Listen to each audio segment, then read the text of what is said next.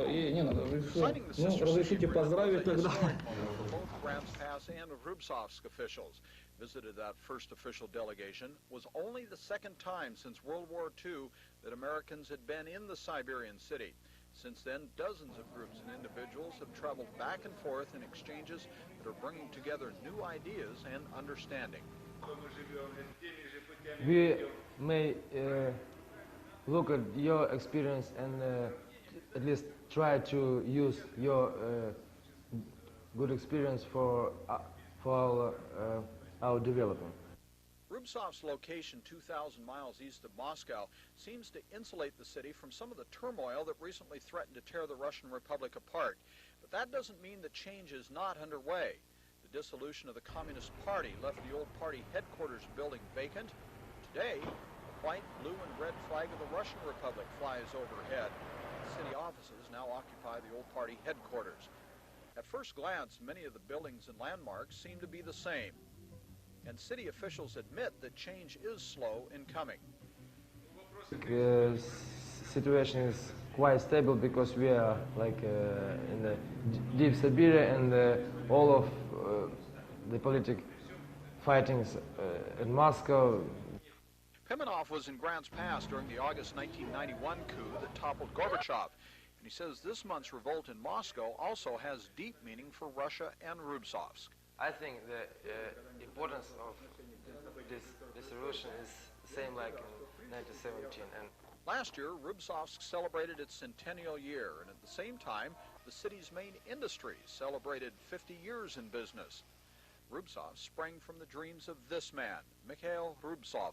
Reportedly, the only Russian city named for a peasant, the war years saw the relocation of the Altai Tractor Company and other plants away from the western battlefront. The city now has about 180,000 residents, and more apartment buildings are going up all the time. At the same time, changes in the economic system is putting some pressure on the city's traditional industries to survive. The city's furniture factory is making some needed changes that were probably not possible just 3 years ago. For example, it took a lot of time to produce something new. It took a lot of time to design it and then to send it to the central ministry to be adopted by the ministry and to get it back. And so now we're only trying to meet the demand of the people. The huge Altai Tractor Factory shut down for a month this summer, putting thousands of workers out of work. And it still struggles to keep engines and other supplies coming in. But the stakes are large, and officials are committed to another 50 years in business. Some of the workers, they do really understand what's happening, and they give their vouchers that all of the citizens of Russia got. They give it to buy actions of this factory. City officials are also faced with tight budgets and increased costs. Every year, the city's central hot water heating system is partially shut down for repairs. And city officials are scrambling to get the coal needed for winter power supplies. Progress is being made, though, despite confusion over the future. But inflation, high prices, and low wages continue to threaten many people's future. 3 years ago, the U.S. dollar would buy 6 Russian rubles. That now has inflated to about 1,000 rubles to the dollar. An average salary of 250 rubles a month 3 years ago is now about 55,000 rubles, but prices have also risen at least as much. A 500 ruble TV set then is now 250,000 rubles. Gasoline that cost about 40 kopecks a liter, that's slightly more than a quart, is now 100 rubles a liter. A 5 kopeck bus ride is now 400 rubles, and a 20 kopeck liter of milk is now 100 rubles a liter. Well, 3 years ago, stores were sparsely stocked and new products produced lines of anxious customers. Today, prices seem to weed out competitive buyers, but more products are on the shelves. The problem is, prices are too high for most people, although there seems to be more to buy. Hardest hit are the older citizens who live on pensions and fixed incomes. 100-year-old Christina Adam is more worried about her grandchildren than her own future. We all want the hope that we will live much better, and still we would like to return to the old days. But the future is what the changes are all about in Russia. Grants Pass residents are taking an active part in working for peaceful change.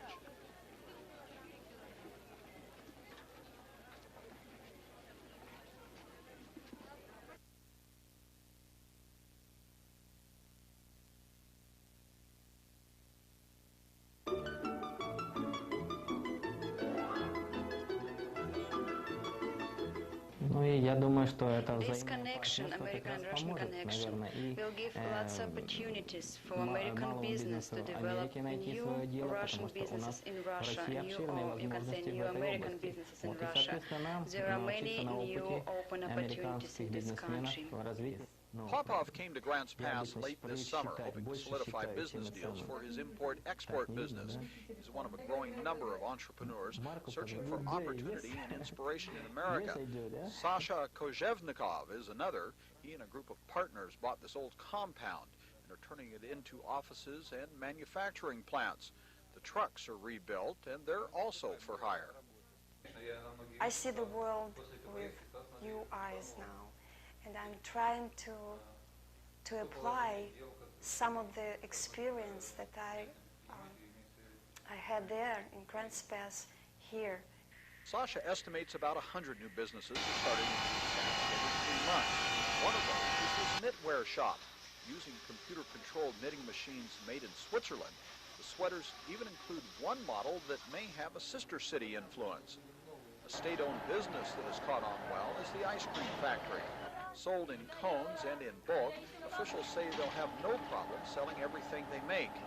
And this month marks the first anniversary of Rubtsovsk's only home-owned TV station, Channel 3.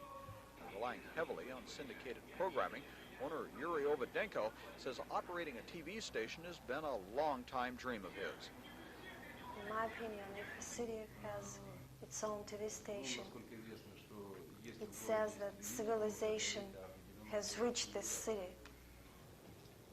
Sergei Isatov is an engineer at the Altai Tractor Company during the day, but he and his friends have also turned an interest in rafting and skiing into a tour business that shows some promise.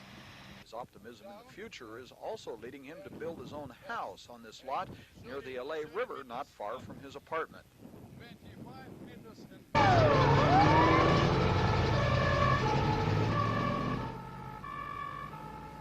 Rubtsov city officials also have their eyes on how Americans, and specifically Grants Pass officials, handle emergency services.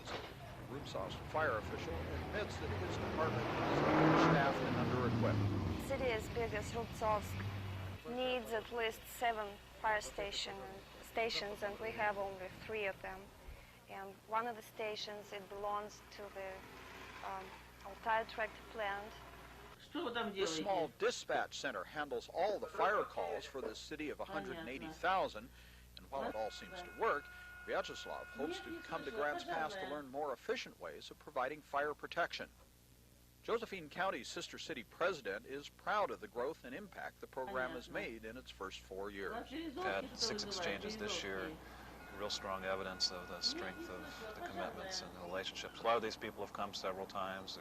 They're bringing new friends or taking friends back over, so that's real positive. A number of cities in Oregon, Eugene, Portland, maybe some others who have sister cities in Russia.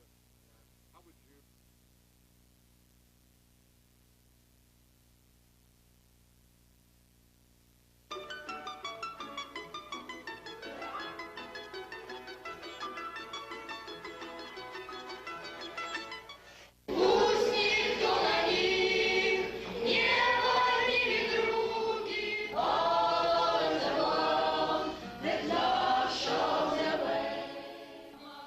Across the Ocean is one of the most ambitious sister city projects so far. More than a year ago, Grants Pass resident Bobby Kidder conceived the idea of taking a group of Josephine County actors and dancers to Russia. In turn, a troupe of Rubtsovsk residents would come here. Kidder joined with a former Broadway actress, Lorraine Sherman, and a young dancer from Ashland, Samay Horner, to make the project come to life. It was such a delightful group of people. I mean, they weren't prima donna-ish or, oh, I don't like this. They loved everything we did, so it was just a wonderful time. The whole feeling of what we were doing together, the meaning behind Hands Across the Ocean, was just an amazing, powerful thing for me, and I wish that everybody could be a part of it. I really hadn't any idea of what I was letting myself in for. And of course I had some doubts too because of that. And it was so much more wonderful than I had expected. It really was. The Hands Across the Ocean group took its program from the stage of Rubtsovsk Palace of Culture to nearby villages and seniors' homes. The show was a hit. Earlier this month, 7 members of the Russian group came to Southern Oregon, where they also presented dance and drama before school and public audiences. While in Rubtsovsk, the Grants Pass delegation got a tour of the city's water treatment facility on the LA River, drawing another parallel to Grants Pass, where the water supply also comes from the river, the Rogue River. They toured factories and learned the hospitality of Russian families. Garden homes, called dachas, were open to feasts of locally grown produce. An antique samovar was lit up for a commemorative tea party. The delegates also had a chance to witness the ringing of the city's only church bells for the first time in 70 years. Communists confiscated the originals. The new patriarch of the church says religion is also important to the future of Rubtsovsk residents. We need a lot of people. We need more people who visited our church and who will be our congregation. And now I think that we are beginning this job.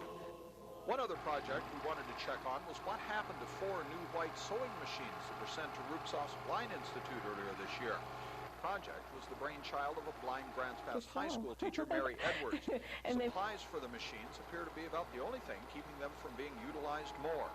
The women say that it's much easier for them to work on the machine like this because it's very easy to be operated and they're not as tired as they used to be after the work. In 3 years since Josephine County tied itself to a sister city in Siberia, a lot of history has been made. Grants Pass and Rubtsovsk residents think they're on the right track to the future.